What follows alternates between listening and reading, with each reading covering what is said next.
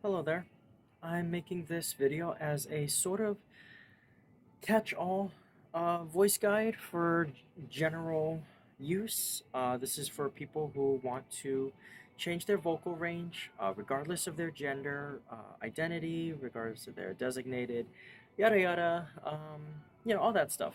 This is basically for people who want to alter their voice to better reflect either just their mood or their gender identity, or basically just to have a more flexible range of vocalization.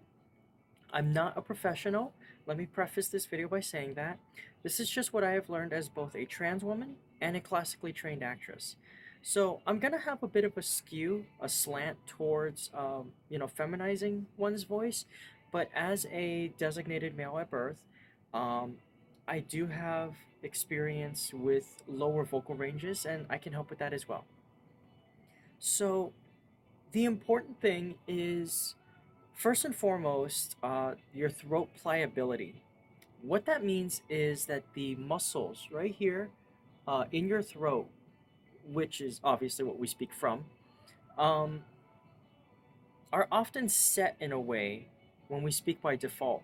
You'll notice when you try to speak up, or if you try to change your voice, like when you're in different moods, like when you're sad, when you're angry, when you're happy, your throat tenses in different ways. You might not notice, it's subconscious, but it is a thing that happens. So, what we want to do is intentionally tense, flex, and manipulate the throat so that it makes the sounds that we want it to make. First things first, very important, water. You want to make sure that you are as hydrated as possible so that the muscles in your throat are not constricting, tensing um, in a way that hurts. The more hydrated you are, the better lubrication there is for your throat to be able to move and thus be able to speak more flexibly. So, second thing, having just done that, throat clearing. When you change your voice, your throat's gonna feel different. It feels weird. It's not supposed to do that. It's not used to doing that. So basically, um, as a reflex, we clear our throats. Try not to do that. At least not so forcefully. You don't want to go, stuff like that. You want to go something more subtle, something less intense on the throat. You don't want to like jostle the throat. You want to kind of just vibrate it to shake out any weird feeling or whatever, but you're not trying to cause an earthquake in there. In terms of the actual vocalizations, it there's two key components I can speak to right now. That is the throat muscles themselves, and that is where you're speaking from. Breath control and all that stuff play into it, but definitely where you're speaking from, where you're gathering your voice, really matters. So, first things first, let's touch on the throat muscle. A way that I have learned to help um, with that pliability is to take your fingers right here, thumb on one side, index, or even all four. I usually do just the first two. Have it on either side of the throat. And you can hear my voice kind of like straining already because, there's pressure on the throat, but you're just going to lightly have pressure here, and you're going to push in with the thumb here and then push with the fingers here. So you're gonna basically give yourself a gentle throat massage. You're not trying to jab yourself, like you're not trying to rip your own throat out. You're just trying to gently massage the muscles in the throat. And if you're not used to this, it's gonna feel weird. It's not gonna hurt, but it's gonna feel like weird. Like, because you're putting pressure in a place that doesn't usually get pressure.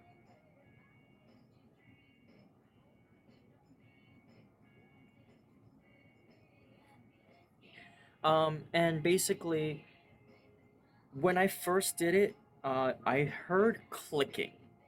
That happens. That's natural. That's basically just the muscles, the ligaments, all the stuff that's in there, just not being used to being moved. But this will make this more relaxed.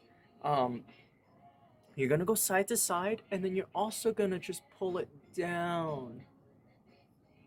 So that basically makes your throat muscles a lot more flexible, um, and it makes it a lot easier for it to adjust to what you're going to do.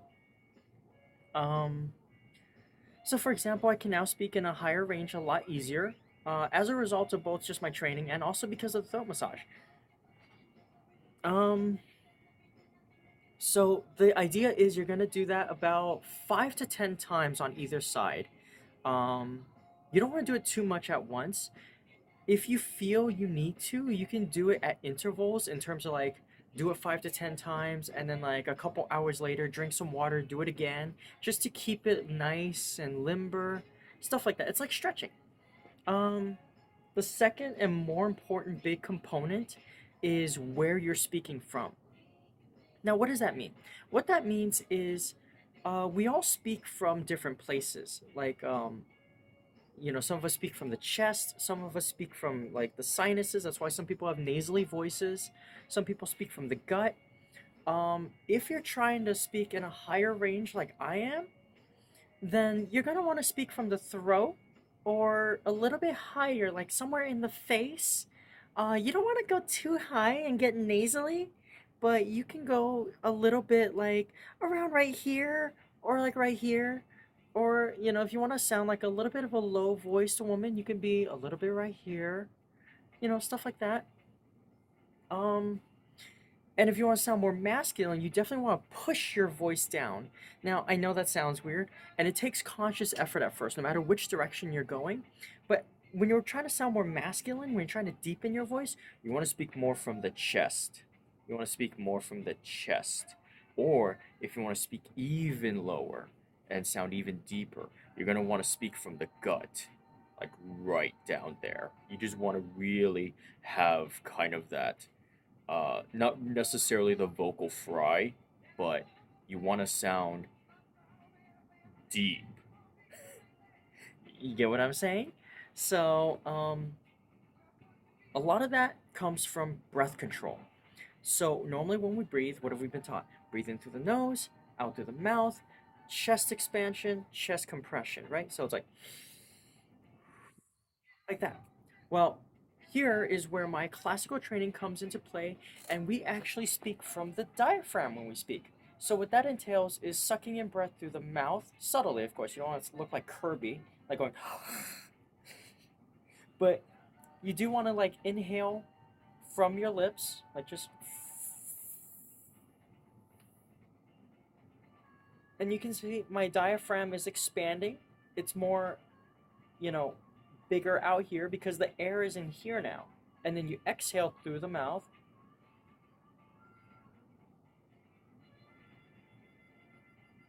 So usually when I started out, it was an inhale for 8 counts, hold for 2, and release for another 8. And then you work your way up to about 20 at the most, or more if you can do it. But start with 8, start with 4 if you're having a lot of trouble, then 8, then 12, 16, etc. So it's going to be like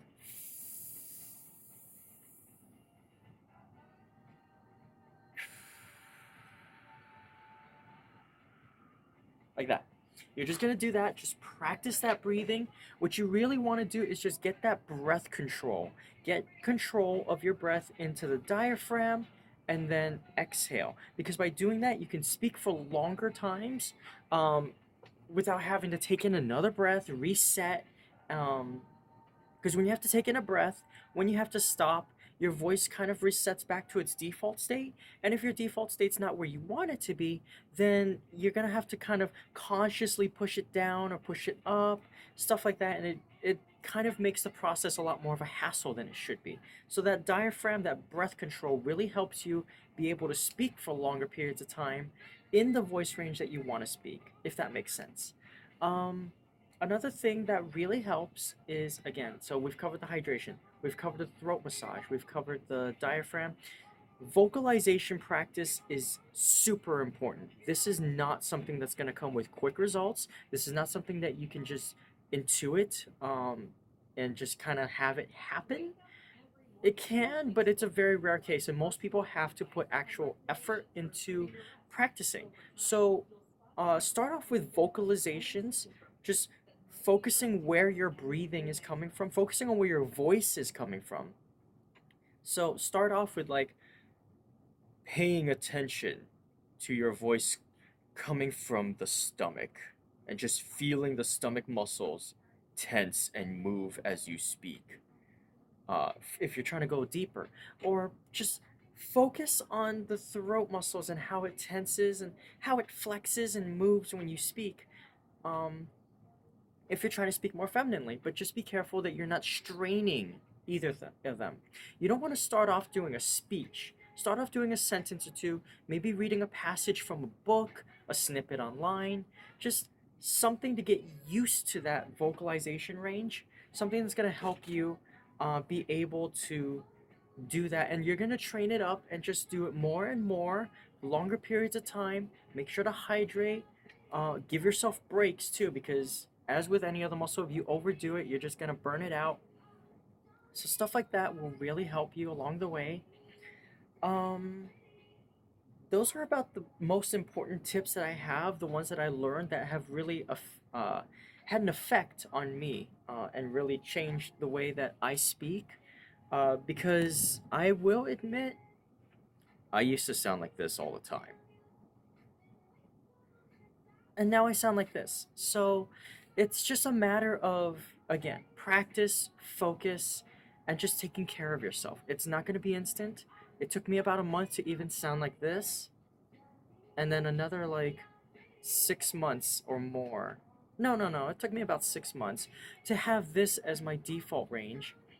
And it'll probably be another while before I get to this as a default because I'm just so comfortable with doing this that it's really hard for me to like consistently do this, and it kind of, messes with me a little bit, but it's all practice. I'm practicing, you can practice, you've got this.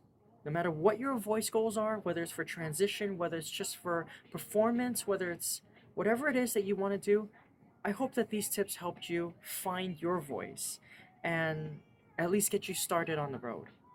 I believe in you. You've got this. Take care.